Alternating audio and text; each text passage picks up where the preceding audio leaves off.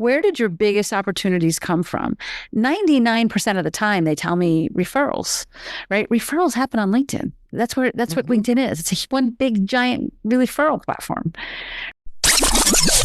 Yes, this week, Queens, we are doing the LinkedIn podcasting marriage. Whether you have a podcast or you guest a lot on shows, having a LinkedIn strategy is essential to your growth. And I speak from personal experience because when we started adding a LinkedIn newsletter, which is just the transcript of this podcast, we get at least 30 to 50 new subscribers every week. So of course I had to bring in the best LinkedIn strategist, Karen Yankovich, on to the show to talk about. Enjoy this interview. And of course, we're going to continue the conversation on LinkedIn. I cannot wait to hear what strategies you're going to implement from this episode. Now, let's get to the show. Before we dive in, let me tell you about the book that started a podcasting revolution, Make Every Podcast Want You. It is not just a bestseller, it is a 2-time gold medalist, baby. This book is your ultimate guide to landing dream podcast interviews, building authority authentically, and making your voice the one they remember. If you've got a message and a mission, this is your mic drop moment. Grab your copy today in the link below and step into the spotlight that you were born for.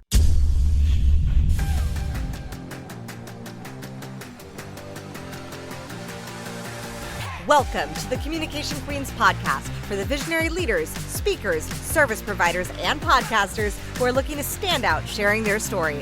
I'm your host, Kimberly Spencer, former screenwriter turned master communications coach. On this podcast, I'll be coaching you on how to share your own transformation story so that you increase your visibility, influence, and income on podcast interviews. Let's get your voice heard. So Karen, you're like a LinkedIn queen, and I know that you have a power of leveraging LinkedIn in correlation with podcasting. And so how does LinkedIn, because I know with LinkedIn, the demographics are as close to what they are at for podcast audiences for education and income. So it is a powerful targeting social media platform to be hitting. Yeah. So where do you recommend we start with LinkedIn if we think it's for boring, stuffy business people? Yeah. Well, first of all, boring, stuffy business people can afford to hire you or can afford to, you know what I mean? They're the people you want to hang out with, right? So, if you're looking to get booked on podcasts, this is where business happens, right? Like if you're thinking about, and I'm not knocking all the other platforms because I use all the other platforms for all different reasons, but I have a podcast and I know that the people that have a better shot of being a guest on my show are people that have reached out to me and built a relationship with me, not just from hey, I love your show, I'd like to be a guest. So LinkedIn, first of all, if I have a podcast or I have a guest that I want to have on my podcast, I've clearly got a visibility plan, right? I want to get more visible, right? No matter which side of the microphone I'm on. So part of that really is, how are you showing up in the world, right? What is the brand of you? And LinkedIn is where the brand of you happens online. Yes, you can have some pretty pictures on Instagram and some cool, dances on TikTok and things like that. And I'm joking, but I know that those are powerful platforms too, but they're not really showcasing the brand of you, right? If you want to, be taken seriously as somebody to be interviewed on a show, or somebody that wants to get people to interview people on your show or get sponsors or whatever for your podcast, you have to control your personal brand first and foremost. So that happens on LinkedIn, and we can create a profile that really positions us as if we're worthy of being somebody that somebody should want to listen to. So what is a profile that demonstrates worthiness? Yeah. Well, a lot of people look at their LinkedIn profiles as, okay, it's just like my online resume. Well, your resume is all about who you used to be. Your LinkedIn profile should be positioning you for the person that you're becoming, the way you want to show up in the world, kind of like dress for the job you want, right? Mm-hmm. I don't think it should be, I think it should be authentic, but I also think it should be projecting out into the future how you want to be seen. So, it's a human to human platform. So you want to make sure that you're in first person, that you are engaging, you're taking advantage of all the media that LinkedIn gives you the opportunity to take advantage of. If you've got YouTube videos, if you've got other interviews you've done, use them, showcase them on your LinkedIn profile. So it makes it easy for people to see that you're worthy of being on their show, right? Or your voice is worthy of being heard. So you want to have a profile that positions you for that. And of course, there's a resume-like section, right? The section of the experience section is resume-like, but the rest of the profile is where it's just so dynamic. There's so many places that you can add media and your services. And, you certainly, if you've been interviewed on podcasts, you should be featuring them in your featured section if your goal is to be on more shows. So, first and foremost, creating a really robust kind of multimedia brand for yourself on LinkedIn, and keeping in mind that, as much as I want you to own what you've done and your accomplishments, right? Like if you've got a PhD, man, I want to see that PhD because you worked hard for that. But really nobody cares about that, right? They care about what you can do for them. So you want to showcase those things because you worked hard for them and they position you as influential. But then remember that at the end of the day, what people care about is, do I self-identify? Do I see myself in this person? Is this somebody that I can relate to or connect to? So good. And I my next question is really, where do people leave the most money on the table when it comes to LinkedIn? Here's such a good question. Somebody asked me one time, I did a talk like in person a couple of years ago, and somebody nailed me to the wall and said, "All good stuff, Karen. This was great, but I only have time for one thing. What one thing should I be doing?" And I really wanted to say, you've got to have a great profile. But where they're leaving money on the table is they've got these great profiles, but a great profile that nobody sees is like nailing a beautiful flyer to a tree in the middle of the forest, right? Like you have to be using LinkedIn to build relationships. And where they're leaving money on the table is either like fake relationship building, like spamming and sending out 100 connection requests, or not doing it at all, or saying it's all spam. It's like, I don't want to do anything there, right? Truly, where the money is on LinkedIn is in the people that you're building relationships with, the actual conversations you're having, the communication that you're having on LinkedIn. So many people and that starts with people you're already connected to, right? We're not looking to just kind of accumulate more connections. Like go into that connections and see who you haven't talked to in a while, and reach out and say, I just listened to your latest podcast episode, or I just noticed that you moved to California. Boy, I thought you were a diehard New Yorker. I would love to catch up and find out what's going on, what brought you to California, whatever it is. Or maybe it's even, we're connected here on LinkedIn. I actually don't even know how we're connected on LinkedIn, but it looks like you're doing some cool stuff.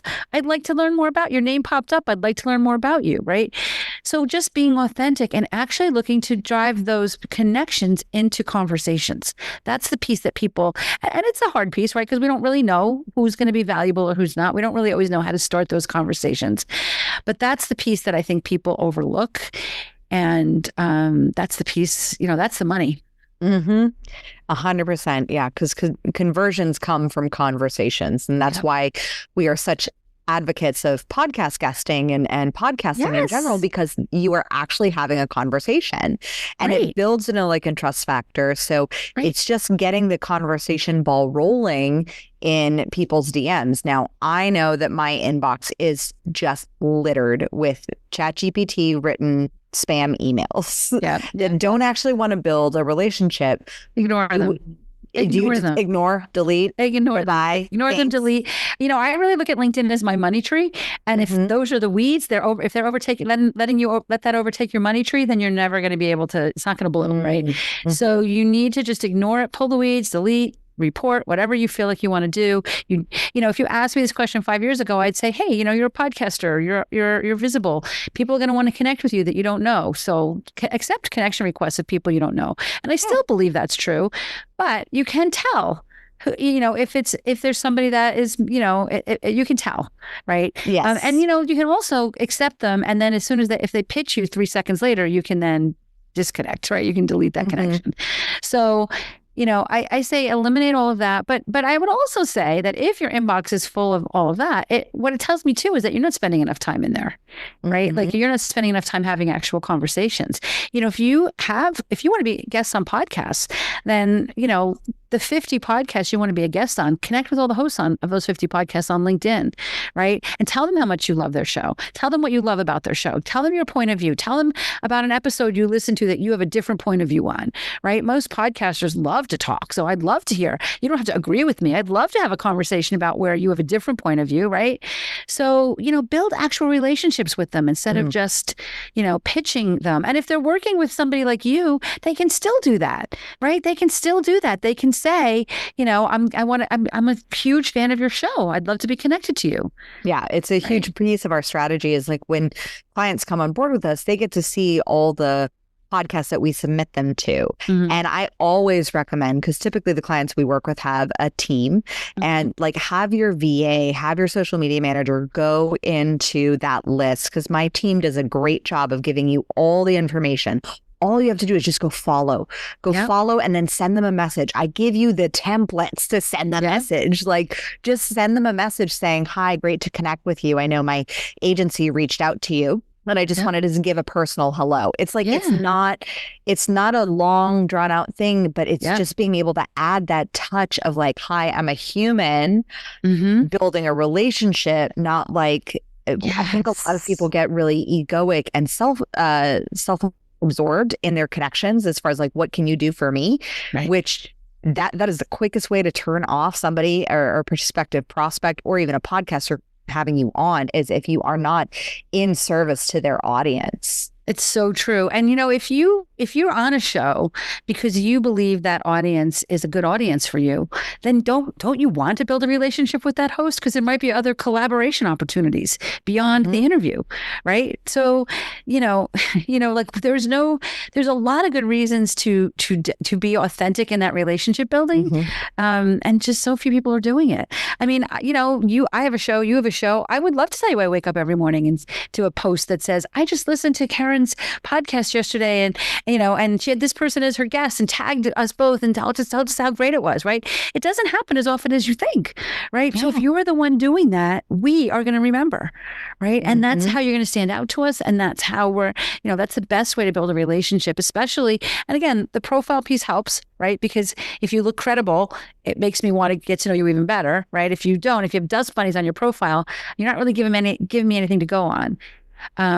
But take a minute and start to, connect with the guests on the shows too. If you've got some podcasts you love, right? Connect with the guests on the shows and tell them you love their interview on the show that you were at. Because again, these are all like, this is networking. This is true profitable networking. And I think the beautiful thing is, sometimes we may not be able to do that. Or sometimes there might be a belief like, oh, this takes so much time. And the way that I like to dismantle that belief is I'm like, gather a group of friends who are fellow business owners who are going on podcasts or who are fellow podcasters. Handful. Doesn't have to be more than like a couple. And then get them to listen to share that you were in this podcast episode with these other couple of people, have them listen to that episode, and then have them share that on public platforms, LinkedIn, Instagram, Facebook, wherever they want to share it. I recommend LinkedIn because it definitely is, it's business, it's highlighting business, and tag the podcaster, notate the podcast, and then have them tag you as like being an expert guest. Right. And that builds that credibility. It also boosts it for the podcast to be like, oh, dang, I got a great guest on. Right. And they appreciate that. They appreciate that, right? I mean, it's so interesting to me. So many people say to me that, like, if I've been a guest on their show, like, wow, I really appreciate that you share the show. I'm like, really?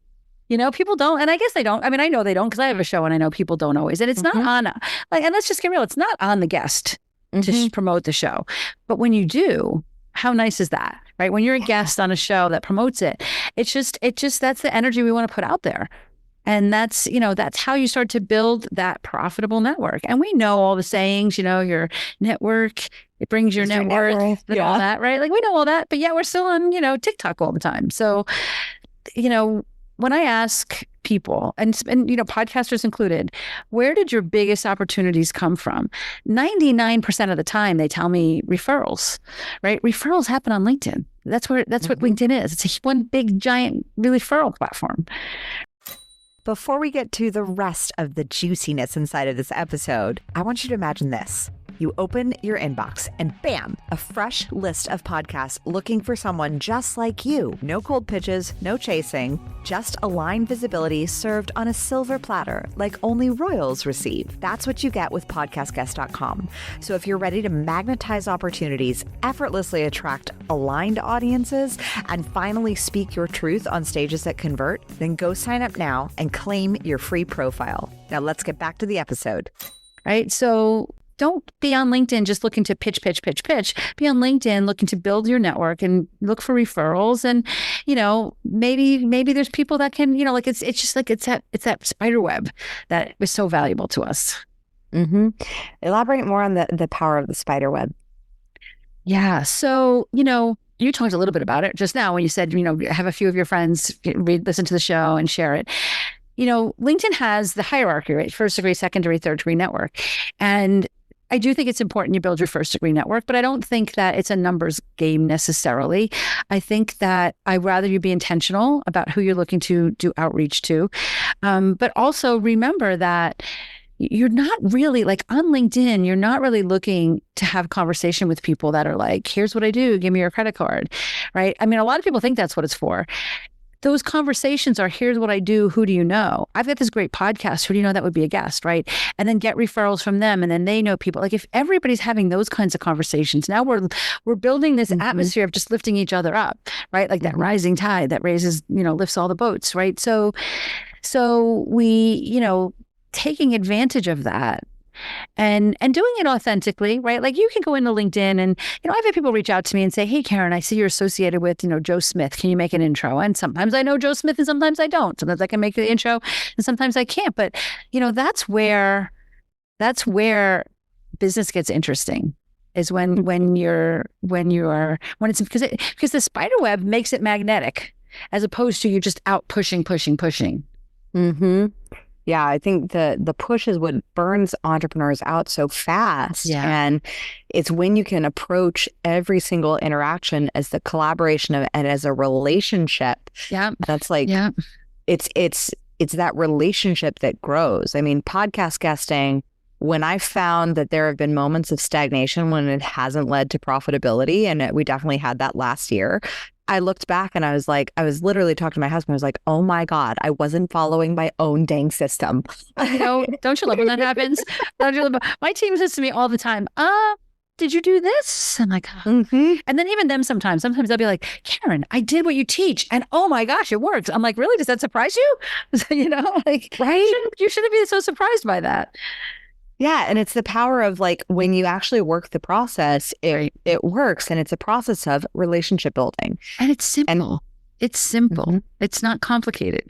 And so if you were to, so getting on a podcast like this, I want to know, like, what is the Karen Yankovich strategy for typically promoting it, sharing it? Like, what are your secret things for like how you use a podcast to then position you to show off your skill set, your genius zone, your abilities, and position you for potential buyers to come be attracted. Well, I mean, I'm gonna say, I'm gonna tell you, I don't do this all the time, but I should. And if in a perfect world I was doing what I want to be doing all the time, I would probably be creating my own little reels about it and saying, loved this conversation, and saying why I loved it. Because you also have to think about user experience, right? If I go on LinkedIn and I share a link to this full episode, the odds of somebody like saying, oh, I'm going to listen to that whole episode right now, it's not as good as maybe listening to that reel and me intriguing them and inspiring them. And when I say reel on LinkedIn, we don't have true reels, but you can still post your short videos there, right? Mm-hmm. So intriguing and inspiring them and say, don't miss around minute 20, because that's when we get into the good stuff, right? Like you can do stuff like that, like a promo video, and then sharing that across social media, I think is really the best way to do it. We have I have a press page on my website that all the interviews I have go on, so that they're getting links back to, backlinks to their site for every episode that I go on. And you know what? we miss some. So every now and then I have somebody on my team Google my name or go into iTunes and search my name and see if there's any that we've missed, and we add them to that, because it also is a great place for me to share like my expertise. I can send people back there. Like, well, if you want to hear, I've been interviewed on all these shows, right? So, we have a full promo process just like we do for my podcast. Yeah. And for me, in the past, I've just done a quick, like, little shorts of just as soon as I get off a podcast. It's part of my post-podcast follow-up process, which I talked about in a masterclass I just taught on. It's a great idea. I just do a quick little video because it's on top of mind. Because otherwise I go about my day. I have a 2-year-old that interrupts me, like, that is just the cutest little distraction, and and my whole world. So I pivot, and then suddenly the idea is gone. And so so I do it immediately right after the podcast interview ends, and I just record a little stories of like, hey, and I tag the podcaster, and then I link to the podcast, and I say, make sure you're subscribed in advance so that when my episode drops, you're able to hear it, because this is what we talk about. Right. That's a great idea. And again, making sure you're tagging everybody, associated, anybody you talked about in the episode, the host, the guest, everybody should get tagged so that they see it, and then they can share it. And then you're getting more visibility. Let's get real. Most podcast hosts have some decent visibility. So when you share that and tag them, and then they share that with their network, you're getting your name out in front of an even bigger network. Right. So it's just win. That's a great idea. It really creates a win-win. Like, I learned from my friend Justin Breen, who is the founder of Be Epic and the just creating a Be Epic life. He did a gratitude post after our first conversation, and I met him in a mastermind, and I was like, oh, he's tagging me in this? And because it was a list of extraordinary people that he'd talked to that day, and I was one of them. And I was like, that's a great tactic. It is so it was so good. It's so good. It's just like, hey, I had this great conversation with this person and this great conversation with this person. So you'll be seeing a LinkedIn post dropping later today. I love it. I'll share it. That's a great idea too. Like, these are just, and again, it's all just about providing value from an authentic, heartfelt place, right? And that's, I think, where it's just the piece of this that I think so many people, including me, because, I tend to sometimes get on overdrive with the things, my to-do list and the tasks, right? So really stepping back, you can do less if you dive deeper into what you're doing, right? So I think that's the piece that I think a lot of us need to remember. Yeah. And when it comes to the DM, because I think what can feel very daunting to many entrepreneurs is, oh my gosh, there's so many, there's so many spam, or they're like, I'm having the conversations, but this is like a lot of conversations that I'm having on a lot of different places that takes up a lot of time. Is there any way that you guide people into like, how quickly do you feel out and guide the conversation into a place of like, let's explore if there's actually synergy for our mutual values or for our platforms? When is the point where you ask for the... I'm going to say pretty quickly, because, at the end of the day, I'm not interested in like fake relationship building, oh, I found this article that you might like that you sent to 25 people, right? Like, I'm not really interested in that. I will say that LinkedIn is the only platform that nobody has the password but me. So, and that's LinkedIn's terms of service. And that's me being protective of my LinkedIn account because it's so important to my business. So if I'm DMing you, it's me. On the other platforms, I've got help, right? I've got help. So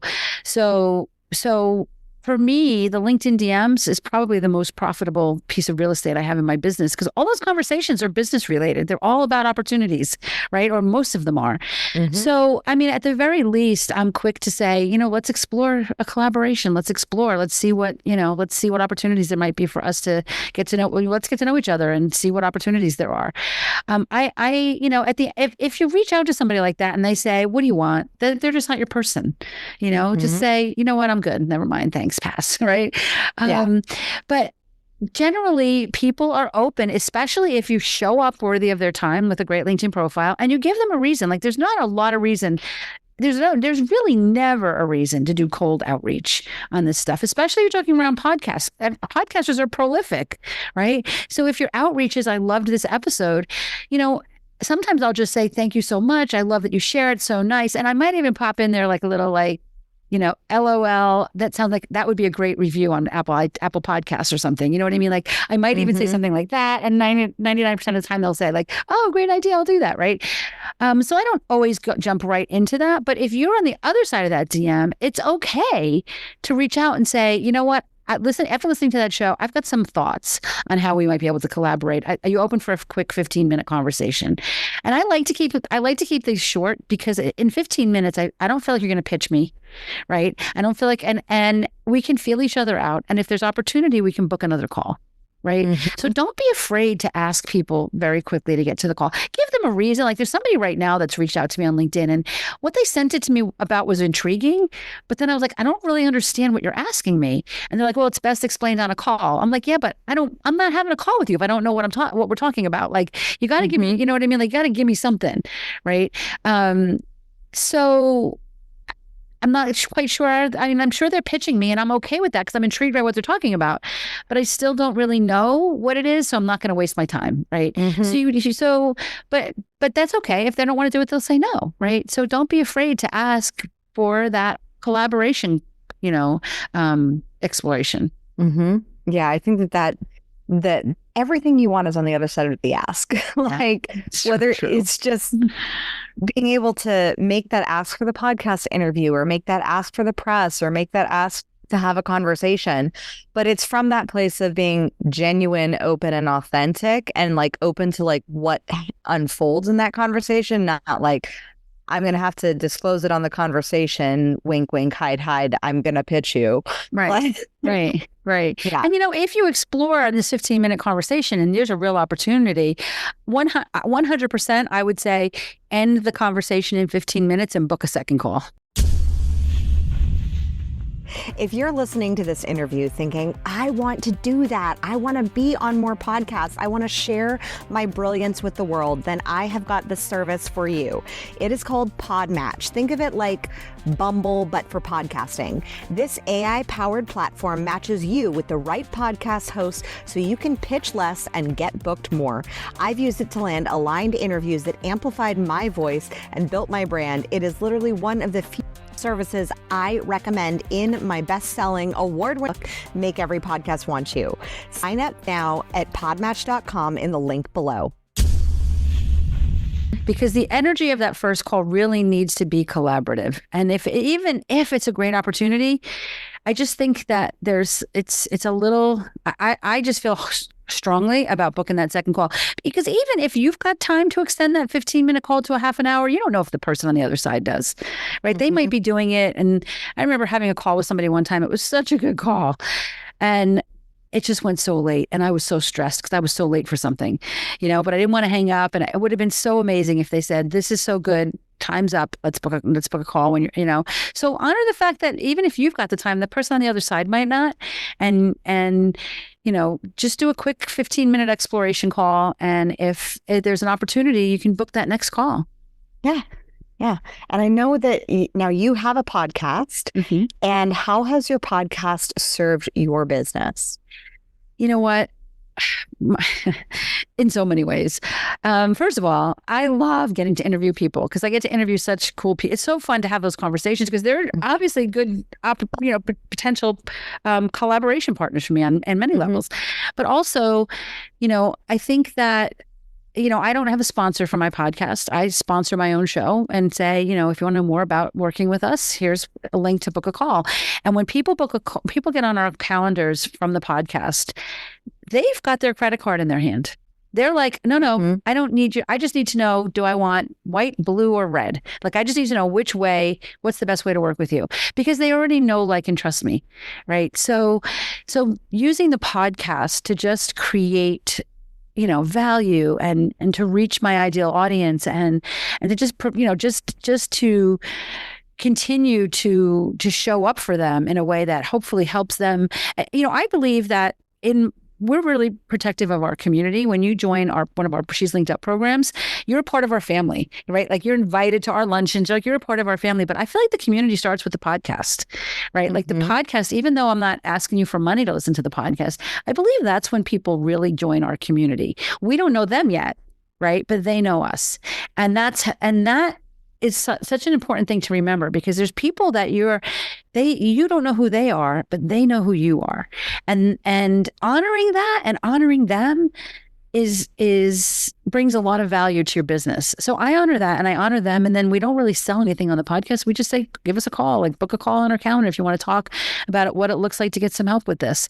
And we get calls booked every week from that. Yeah. Yeah. I think that honoring people and understanding that they know you. Like, I had the privilege and honor of meeting Tom Bilyeu this past weekend.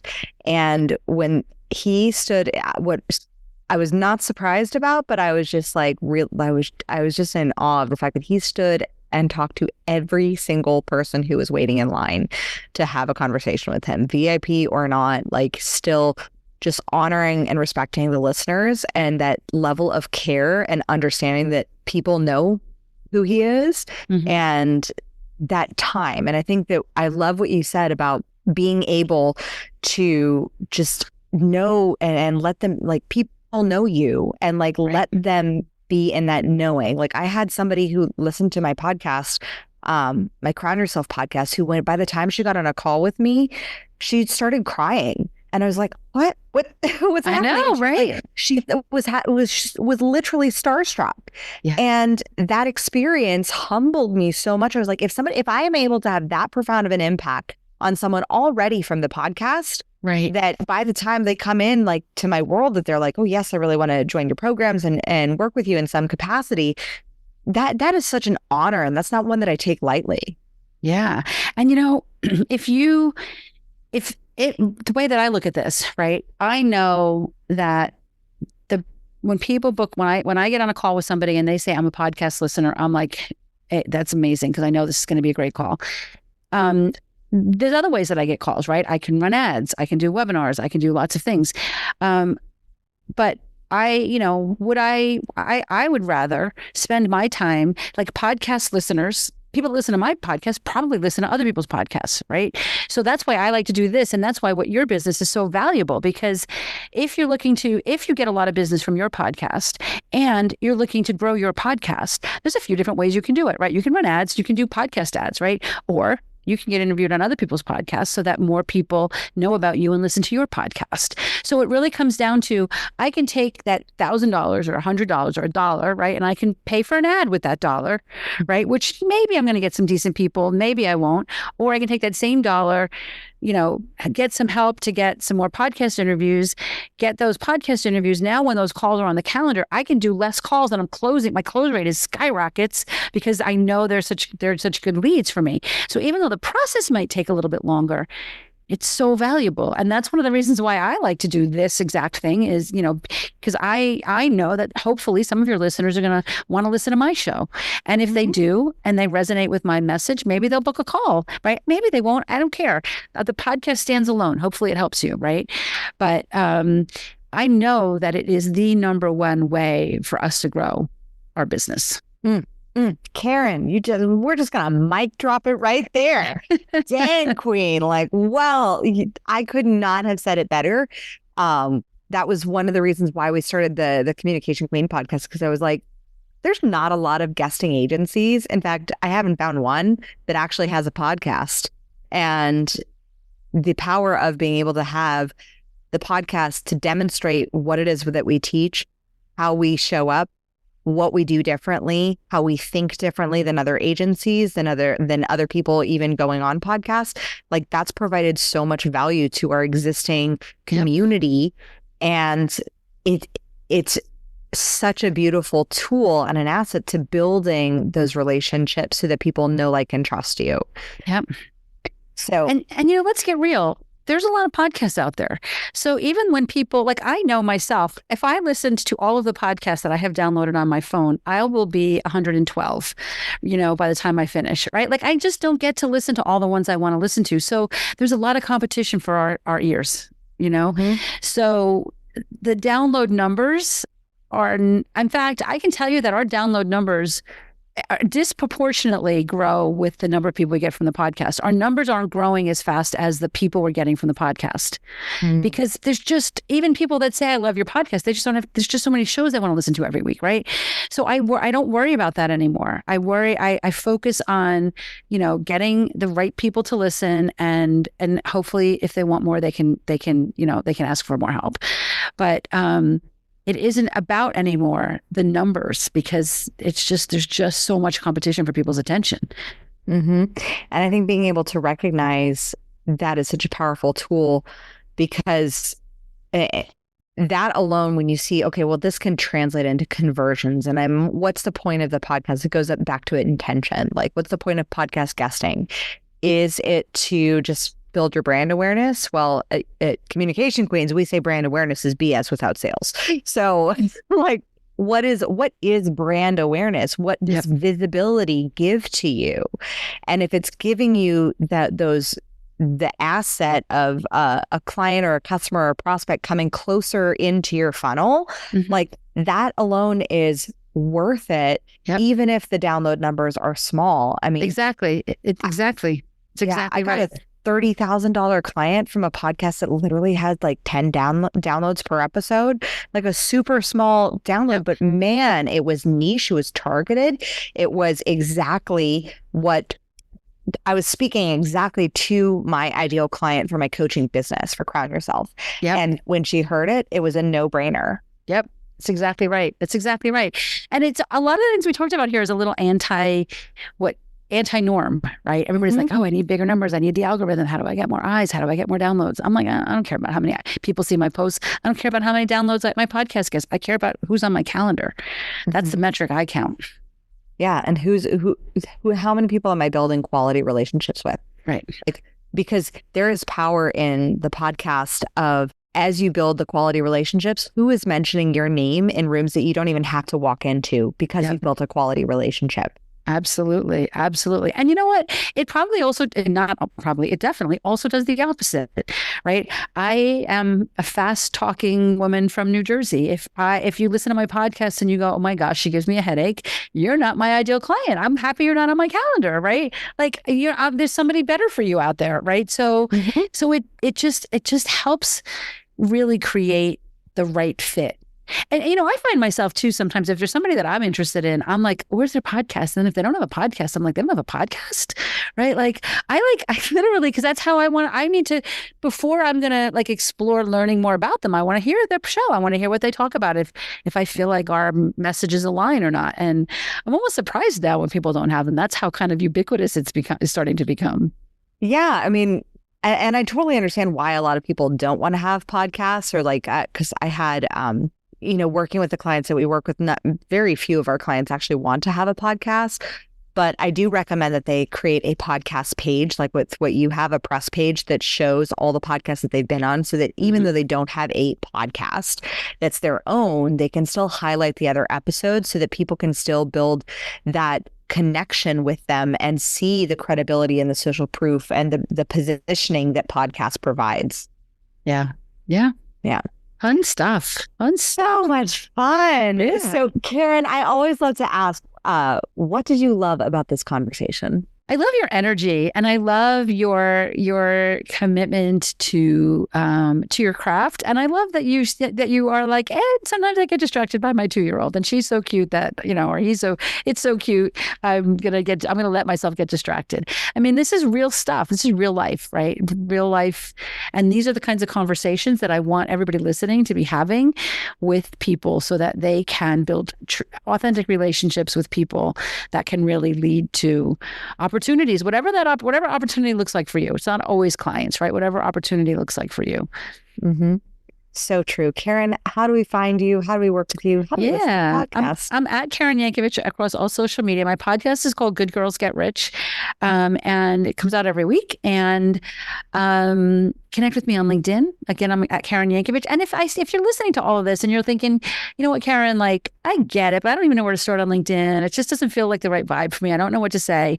When you go to my website, KarenYankovich.com, or if you go to LinkedInquiz.com, we've got a What's Your Marketing marketing style assessment that I would love for you to take.